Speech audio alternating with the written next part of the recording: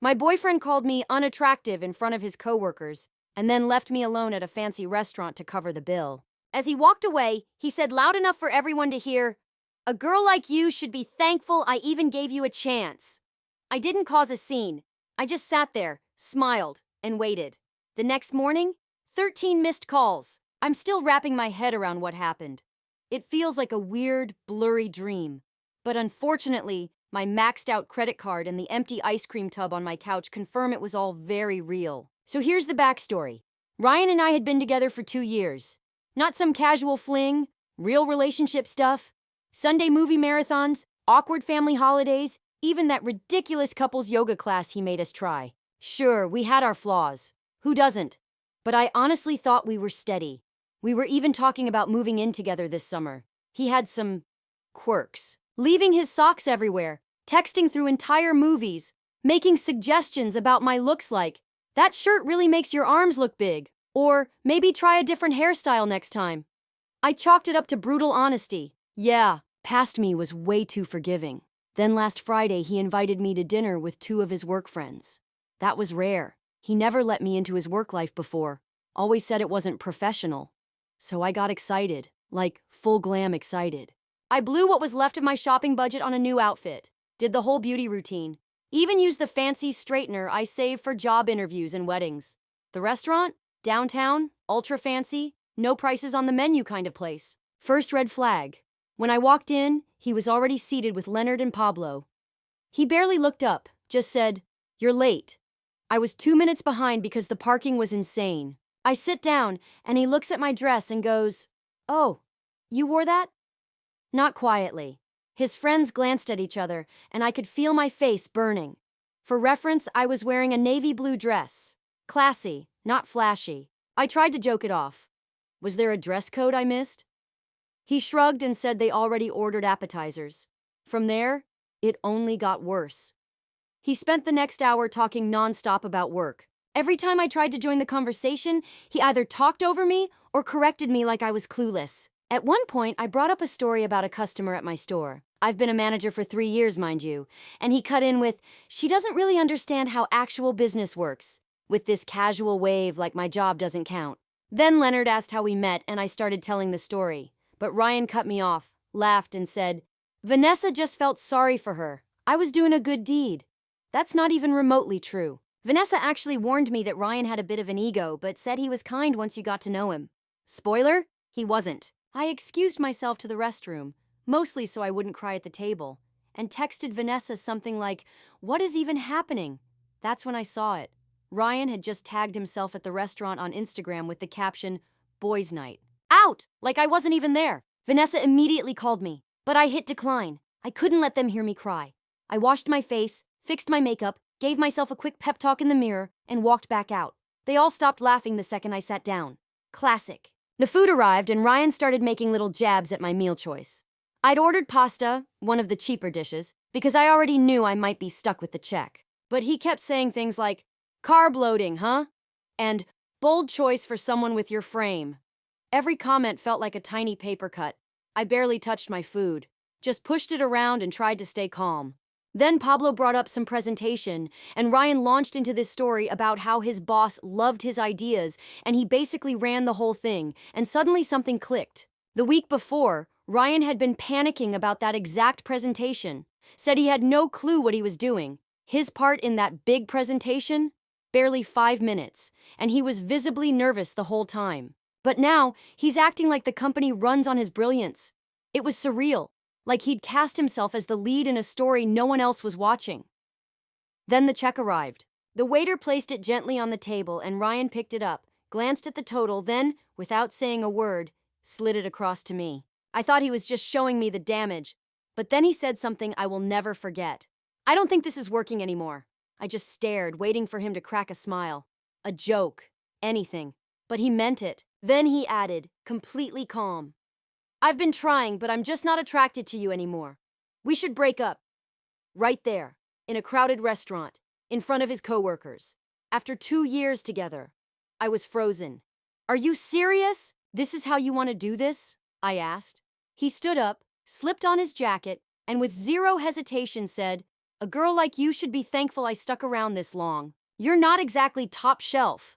And then, just like that, he and his friends walked out, laughing, leaving me there alone with a $340 bill that covered all their appetizers and overpriced cocktails. I sat in stunned silence until the waiter, clearly trying to be gentle, returned.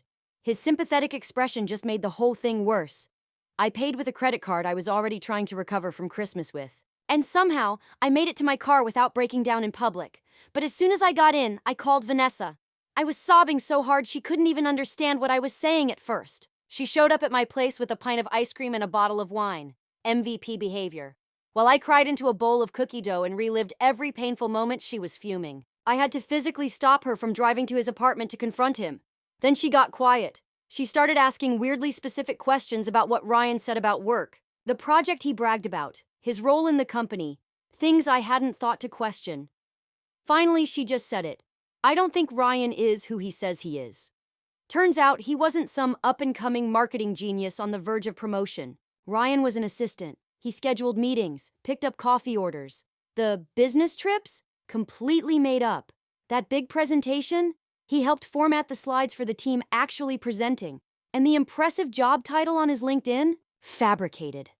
I felt like a fool. For 2 years, he'd built a fantasy version of his life, and I never even questioned it. I trusted him. I never thought to fact-check my own boyfriend. That night, after Vanessa left, I couldn't sleep. I scrolled through old texts, photos, everything, and suddenly the cracks were everywhere. Money comments that didn't make sense. Nights he claimed to be working late when his location said otherwise. Around 3 a.m., I got a message from a number I didn't recognize. Hey, it's Cody from Ryan's office. Vanessa gave me your number. There's some stuff you need to know. That's when things really took a turn. The guy was scrambling behind the scenes, trying to cover his tracks before anyone noticed. And those business trips? Pure fiction. I was still trying to wrap my head around it all when my phone rang. It was Tina, Ryan's mom. I almost didn't answer. I mean, awkward, right? But she's always been kind to me, the kind of mom who remembers your birthday and actually cares about your life. So I picked up. She sounded genuinely concerned and asked if everything was okay between me and Ryan. Apparently, he'd told the family we had a small disagreement, but we're totally fine. A small disagreement? He dumped me in public, in front of his coworkers, humiliated me, and stuck me with a nearly $400 check. And now he's playing it off like we just had a minor argument? I didn't want to drag her into the middle of it, so I kept it vague. Said we were taking some space. But then she mentioned Ryan's birthday dinner, the one happening that Saturday, and how excited everyone was to see me. I nearly choked. Ryan told his entire family that we were still together, and that I'd be there, because we apparently had big news to share. I hung up the call and just sat there, stunned. Vanessa looked at me like I'd grown a second head. Is he delusional or just a pathological liar? She asked. Honestly, I had no idea anymore. That's when we came up with a plan. I wasn't going to ghost his family. They'd always been good to me, and they deserved the truth. But I wasn't going to throw a fit or seek revenge either. I'd simply show up, let reality speak for itself. The next day, Cody, the guy from Ryan's office, met me for coffee. A little awkward at first, since we'd only connected because of Ryan, but he was actually super chill, and he confirmed everything. Turns out Ryan didn't lead any elite team. His team was 2 interns. That huge project? Ryan was just clicking through slides while someone else presented. And all those stories he told about me at work? Total garbage. Cody told me Ryan used to complain that I was high maintenance and obsessed with marriage. Meanwhile, I'd been covering most of our expenses near the end because Ryan said he was between paychecks. Translation: financially reckless. Mid-convo, Cody got a text from his boss. Something about needing help Saturday evening for a last-minute work issue. Cody looked bummed, said he might have to cancel his plans. That's when an idea hit me. What if Cody just happened to stop by Ryan's house during the dinner? Perfect timing. A little reality check delivered straight to the source. As we planned it out, my phone buzzed. It was Ryan. First time he'd reached out since the restaurant. The message just said, "We need to talk. I might have overreacted." Might have? I showed Cody, who nearly spit out his coffee. Overreacting is snapping at someone for being late, not publicly embarrassing your partner and then ghosting them. I didn't respond. Let him sit in it. The next 48 hours were prep time. I pulled receipts, literally. Old texts, timelines, business trips that didn't add up, stories about coworkers that Cody had confirmed were fake, even photos Ryan posted at events, which I found on the company's public site. He hadn't even been there. Friday night, Vanessa came over to help pick an outfit. Part of me wanted to show up looking like I belonged on a magazine cover, just to watch him squirm. But we agreed. Better to look nice, confident, and unbothered. We settled on a simple black dress. The one Ryan once said made me look average, which really meant he didn't like the attention I got in it. I didn't sleep much that night. I kept playing out every possible outcome. What if it backfired? What if his family believed him? What if I froze? Saturday morning, my anxiety was through the roof. I chewed my nails down to nothing and rehearsed 17 different conversations in my head. At noon, another text from Ryan. Looking forward to seeing you tonight. Wear something nice. My parents are excited. I still didn't respond.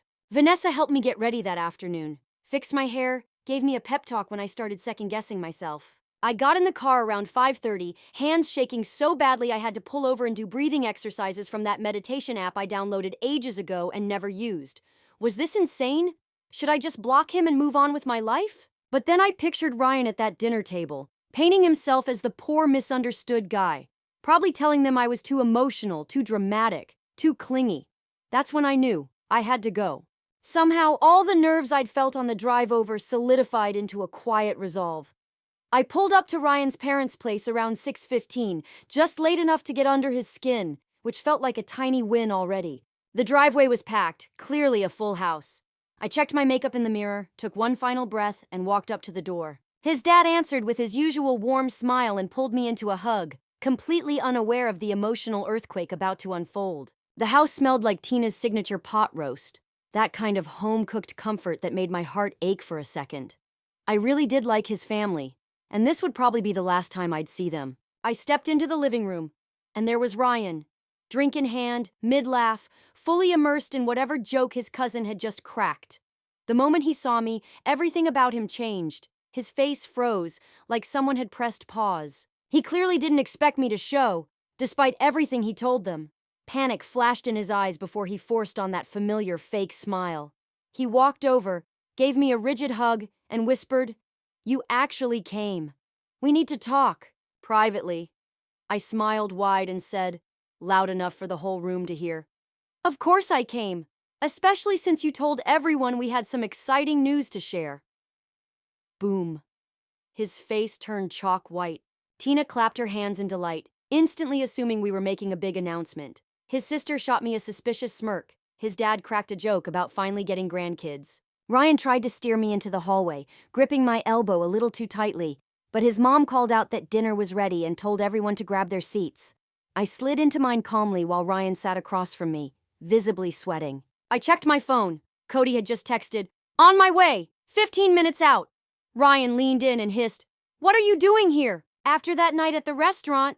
I smiled again, still polite, still loud enough for others to hear. "Oh, I wouldn't miss the chance to tell your family how that night really went. I bet they'd love the story." The look on his face? Absolutely priceless. Worth every second of planning. Second update. I needed a full day to decompress after what went down. And also, my Wi-Fi has been a disaster because apparently my neighbor used my password to download half the internet. But anyway, let's talk about the birthday dinner. So there I am, seated at the dining table with Ryan's whole family, Tina and Ralph, his sister Kayla, his grandma, and 2 cousins whose names I always get mixed up. The table was packed with food, pot roast, mashed potatoes I've literally dreamed about, and a gourmet salad nobody actually wanted but everyone politely praised. The first 20 minutes were painfully awkward. Ryan kept trying to control the conversation, shooting me subtle death stares every time I spoke. I, of course, smiled and passed the bread. Every time I opened my mouth, his left eye twitched. Poetic justice. Tina kept things flowing, bless her heart. Asked about my family, my job, all the usual small talk. But then, she brought up how proud they were of Ryan's big promotion. I nearly choked on my water. I glanced across the table at Ryan. His face had gone beet red, matching the beets on his plate, but he recovered quickly, launching into some tale about crushing targets and being groomed for leadership. I just smiled and nodded as he buried himself deeper in the fiction. Then, Ralph, usually the quiet one, asked about some account Ryan had apparently been leading. Ryan answered with something so vague it could have been a horoscope. We're pivoting our strategy and leveraging team synergies. It was gibberish. Absolute word soup. Kayla, his sister, locked eyes with me. She's always been the family's fact checker. Her raised eyebrows said exactly what I was thinking. Is this guy for real? Then Tina leaned in and said, So, about that big news, is it what we think it is? Ryan panicked. He fumbled his fork and muttered something about it not being the right time. That's when his grandma, who I've always adored because she has no filter, piped up with, So, are you moving in together or what? Ryan said you were apartment hunting.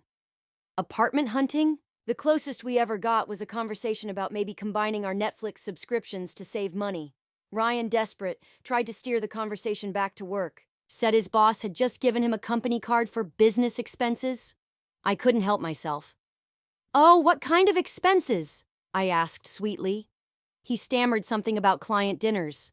I leaned in and said, Oh, right. Speaking of dinner, remember that place you took me to last week? What was it called again? The one where you met Leonard and Pablo. You could see the blood drain from his face like someone pulled the plug. Faster than my phone battery when I opened TikTok, honestly. Seriously, Apple, do better. And then, the doorbell rang. Perfect timing. And then I heard Tina's cheerful voice from the hallway. Oh, Cody! What a surprise! Ryan looked like he might actually pass out. Cody stepped in wearing a crisp button-up, holding a folder, looking every bit the professional. He apologized for interrupting the celebration and said he just needed a quick signature from Ryan for something urgent due Monday. Tina, ever the gracious host, invited him to stay for dessert. Ryan tried steering Cody back to the front door, but Ralph waved it off, saying, No need. If it's just a quick work thing, handle it here. We're all family. Cody sat down right in the empty chair beside me, which I had saved on purpose, of course. Ryan was gripping his fork like it owed him money. Then Ralph asked about the big presentation Ryan supposedly led. Cody blinked, clearly caught off guard, but then glanced between me and Ryan, and something clicked. I saw him make a decision right there. He nodded slowly and said, The presentation went well. Our boss led it, and Ryan and the team supported. Ralph looked puzzled. That's not how Ryan described it. I couldn't help myself.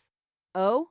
Cody, didn't Ryan get promoted recently? I asked, feigning curiosity. Cody looked like he wanted to disappear.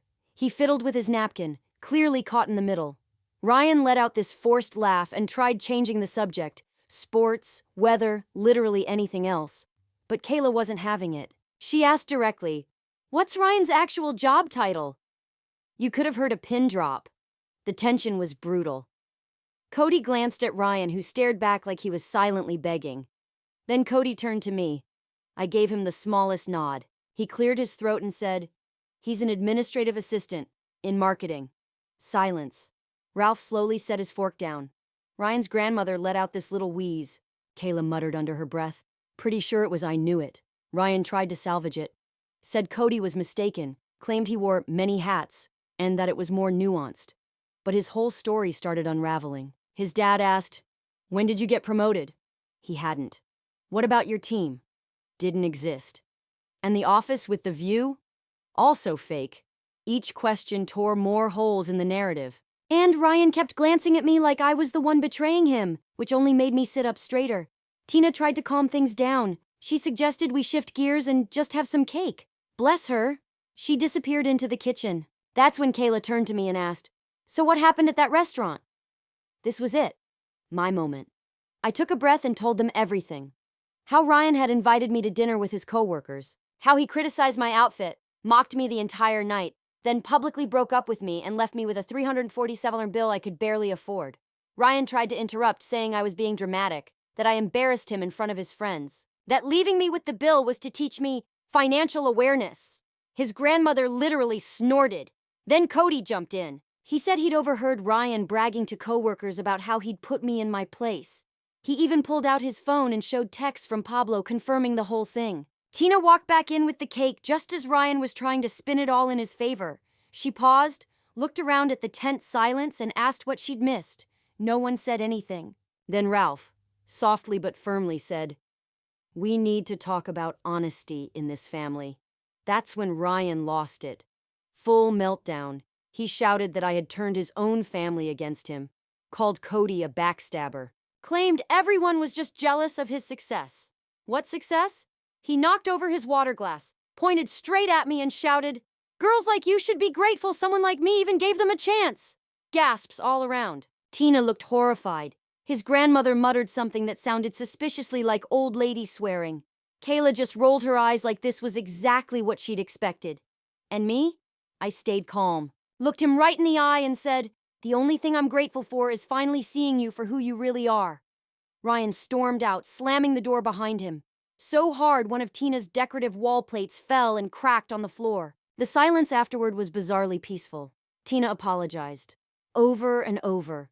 Ralph looked tired in a way that said he was seeing his son clearly for the first time. Kayla helped mop up the spilled water. Cody said he was sorry for the awkwardness, but that he couldn't sit by and let the lies continue. And then the weirdest part? They didn't ask me to leave. They insisted I stay for cake. So there we were. Me, Ryan's ex, Cody, his coworker, and his entire family, eating birthday cake without the birthday boy. And honestly, best cake ever. Honestly, it should have been the most awkward moment of my life.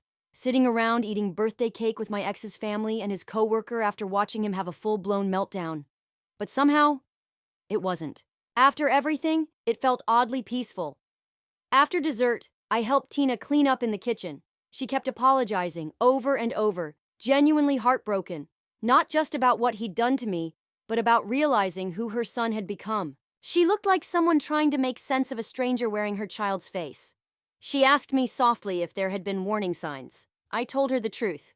Yeah, there were red flags. But I ignored them because I really wanted to believe in the version of Ryan I thought I knew. When I was about to leave, Ryan's dad pulled me aside. He thanked me for being honest and told me how sorry he was for his son's actions. He looked defeated, like he was asking himself where it all went wrong. I told him it wasn't his fault. Ryan made his own choices. Cody offered to walk me to my car. He probably sensed I needed a moment away from all of it. As we walked, he told me Ryan had been on thin ice at work for months, taking credit for others' work, faking client emails, making up responsibilities. He was actually one misstep away from getting fired, and suddenly, everything made sense.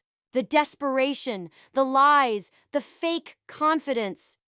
Ryan was clinging to this version of himself, successful, admired, important, because without it, what was left? I thanked Cody for standing by me, drove home, and finally let myself exhale. It felt like taking off a pair of shoes that had been too tight for way too long. That kind of relief. When I got home, there were 3 missed calls from Vanessa. I was just about to call her back when I got a text from Ryan. "You've ruined everything! This isn't over!" I didn't respond. I blocked his number, made myself a cup of tea, sat on my couch in the comfiest pajamas I own, and for once, I didn't feel afraid. I felt free, proud even. I thought that would be the end of it. It wasn't. Last update. So about those 13 missed calls. Thanks for being patient. I needed some time. And also my laptop chose that moment to do a 4-hour update, because of course it did. Anyway, I woke up Sunday morning to my phone exploding. Missed calls from Tina, Kayla, Cody, and several unknown numbers. My stomach dropped. I thought someone had died. I called Tina first. She sounded exhausted. Apparently, after storming out of the birthday dinner, Ryan went completely off the rails. He showed up drunk at an ex-girlfriend's apartment at 2 a.m., ranting about how I'd destroyed his life. An ex I didn't even know existed, by the way. She was freaked out and called Kayla, who had to go pick him up, but that wasn't the end of it. He'd spent the entire night spiraling, sending angry, threatening texts to people we both knew. He messaged Cody saying he was going to ruin him at work, which is hilarious, considering Ryan might not even have a job soon. And then he posted a wild, unhinged rant on Facebook about betrayal and being surrounded by snakes. But the worst part? He sent my address to his friend Pablo in a private message, saying he was going to make me pay for humiliating him. Thankfully, Pablo, who, surprisingly, has some kind of conscience, immediately contacted Tina and forwarded the message. That's why she'd been desperately trying to reach me. So there I was, sitting on my couch in an old hoodie, hair still in yesterday's messy bun, trying to process that my ex had not only lied and gaslit me for years, but had now escalated to posting threats behind my back. Tina was apologizing over and over, completely horrified by her son's behavior. I should have felt scared. Maybe part of me was, but mostly, I felt drained. Like that point when your phone's been stuck at 1% battery for so long you're just waiting for it to shut off so you can plug it in and move on. Tina insisted on coming over to check on me, which was incredibly kind, but also sent me into full-on panic cleaning mode. There's no motivation to clean quite like a mom seeing your apartment. 5 minutes later, I was tossing laundry into closets and scrubbing dried toothpaste off the sink when the doorbell rang. It wasn't just Tina. Kayla was with her, and they brought coffee and pastries from that bakery near their house. Honestly, I might miss those more than I'll ever miss Ryan. We sat at my wobbly little kitchen table and talked. Kayla, in her usual no-nonsense way, filled me in on even more history. Turns out, this wasn't Ryan's first time spinning stories. Back in college, he'd told everyone he was on the baseball team when he never made it past tryouts.